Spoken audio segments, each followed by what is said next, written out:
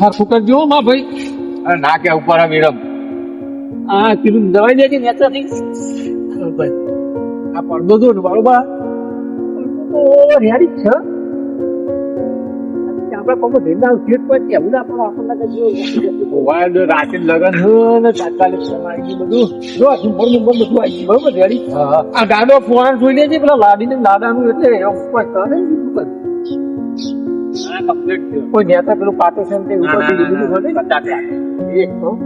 કેટલા વાગે સુધી ઘડી હાલ વાગવામાં તો વિરમ ગોળ વાગ્યું 9 વાગી ગયું થાકી ગયા આ તો સાકી ગયા બધું ને આખો મંડપ હજારવામાં તમે હવે કોમ પતી ગયું હવે બરોબર હે? આ તો ખાઈને પાવું અડધો કલાક કોમ કરી લીધું એટલે પતી ગયું યાર થોડી વાર તો બે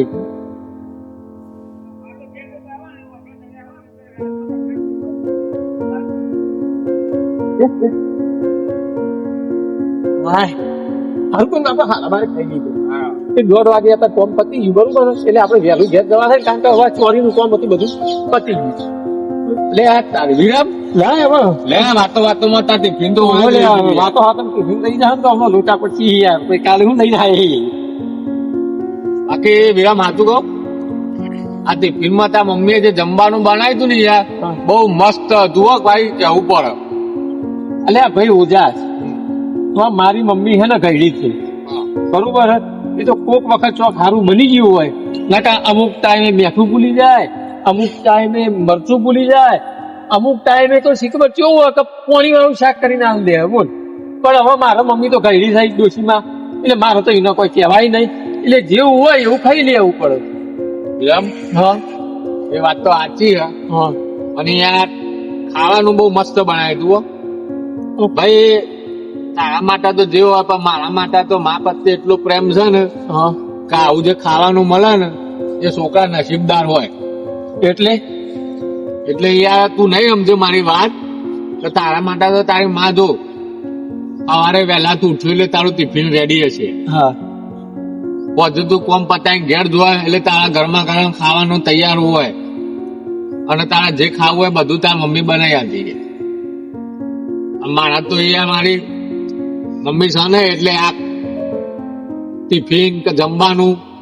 એ માનો જે સ્વાદ હોય હાથનો એ તો ખાવા મળે જ નહીં એટલે આ વાત તું નહીં સમજીએ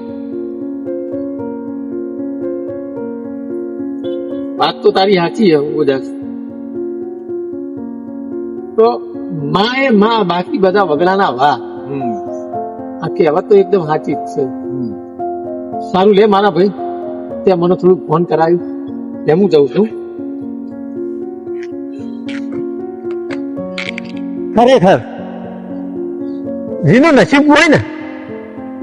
એને જ માના હાથનો રોટલો ખાવા મળે બાકી નસીબ વગર તો કશું જ નહીં નવી માં